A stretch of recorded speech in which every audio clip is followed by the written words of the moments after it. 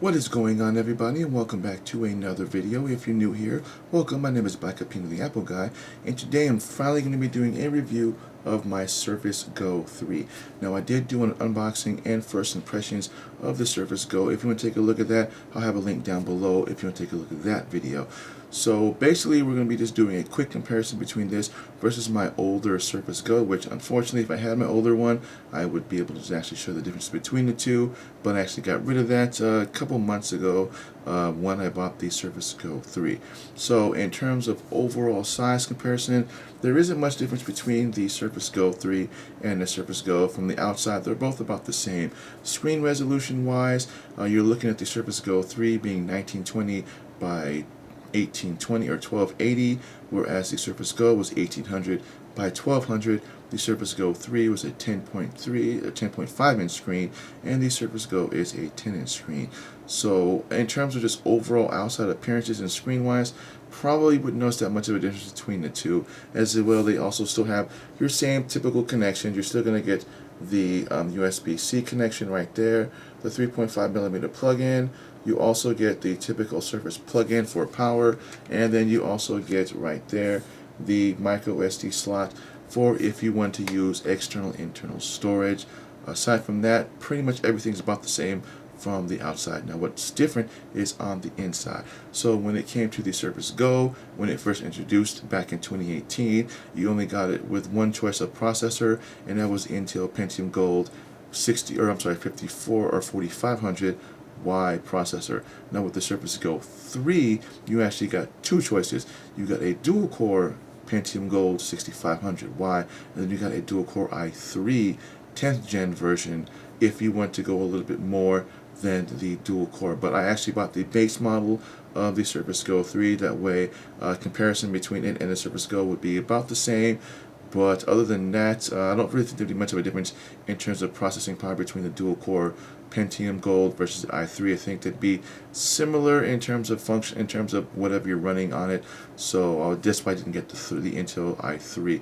So in terms of what you can run on this and what you can't run on this, so in terms of what you can do on this machine, I did download Adobe Lightroom as well as Premiere Rush, which is basically just a simpler version of Premiere Pro. And I actually had it on my Surface Go as well. So on my Surface Go, when I tried to run Adobe Rush, I did have problems with trying to do any type of video editing just on any level. When it came to just trying to do anything across the timeline, scrubbing it, even cutting up bits and pieces of the video, it would tend to struggle. And this is just with 8 gigs of RAM, it was struggling, and usually sometimes the program would become unresponsive, and then I would have to basically force quit it. Now when it came to running Lightroom on it, didn't really have much of a problem with Lightroom as it's not a RAM heavy program. So if you were looking for the Surface Go 3 to run any type of Adobe video editing program, even if you were to buy the i3 and both being dual core, I probably would recommend just sticking with either the Surface Pro 7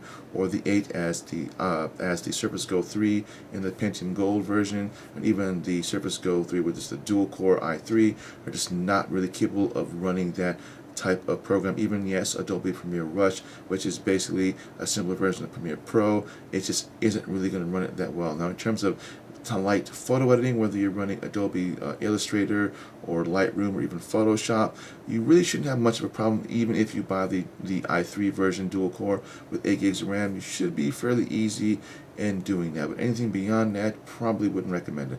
Now in terms of who is this for, I would really recommend this to anyone in junior high or high school who's looking for a small compact computer that they can stick in their backpack, take it with them to the library, do some light researching, or do any type of spreadsheets or any type of Excel or any type of office work. You can easily do that with either versions of the Surface Go 3, as I do run Evernote and OneNote on this, as well as Microsoft Word on it, and I don't have a problem with that, as they're not really RAM heavy programs. Now, in terms of if you're looking for a little bit more multitasking, such as when to run multiple monitors with it, again, I'm going to recommend the Surface Pro 7 and the Surface Pro 8. But with it being a USB-C type device, you can buy a USB-C dock, which you can get off of Amazon anywhere from $20 to $40, and you can plug this in to a monitor, and you can run it off of one monitor if that's what you want to do with it. You simply would just buy a Bluetooth keyboard and mouse, and there you go. In terms of overall, in terms of overall performance-wise, would I recommend this to someone who's looking to do like heavy usage? Probably not. Again, stick with the 7 or the 8. But in terms of you're a high school student, junior high, even in college, if you're not doing too much multitasking or a lot of heavy work, then yes, it's definitely worth it to buy this machine. Now, in terms of what I use it for, again, I use it for OneNote, I use it for Evernote, and I also use it for Office Word when I'm typing up stats and scripts for my YouTube videos.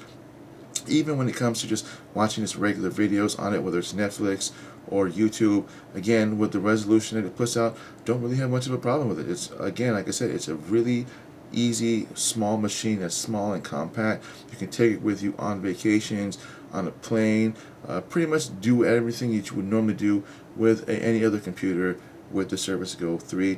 I love the fact that it's small, compact. You buy it, you can buy a simple type cover, or as they call it, just a Surface Go keyboard, and then you buy the stylus, and you've got yourself the perfect little computer. Now, price-wise, it is around $400 for the device itself, and the cover, if you buy it in the black, it's like $100, and the stylus is around another $100, so it does set you back just slightly under $600, and I know that sounds like that's a lot, but what you get in terms of performance is definitely worth it, especially if you're looking for something that you can just take with you on the go without having to carry around a large 15-inch computer or a 17-inch computer. You simply just pop this in your day pack and you're good to go. So that is everything that I got for the Surface Go 3. Again, I want to thank everybody for watching this video, and if this video was helpful, please give me a thumbs up. And again, I'll have a link down below for my unboxing and first impressions of this device. And before I leave, the Surfaces do have one thing in common when it comes to running Windows. They all run what is known as Windows 10 in S mode, and if you're not sure what that means, I would recommend take a look at my unboxing and first impressions, as I do talk a little bit about what you can do with that and what you can and can't do and how you can actually fix that. It's a pretty similar, pretty easy procedure to do that. But if you're not sure what Windows Home in S mode is, then take a look at that video, and that's it. So again, I want to thank everybody for watching, and if you're new here, don't forget to smash that subscribe button, hit that bell notification, that way you don't miss content when I drop it. And I welcome everybody to 2022, and I will see you guys in the next video. Peace out.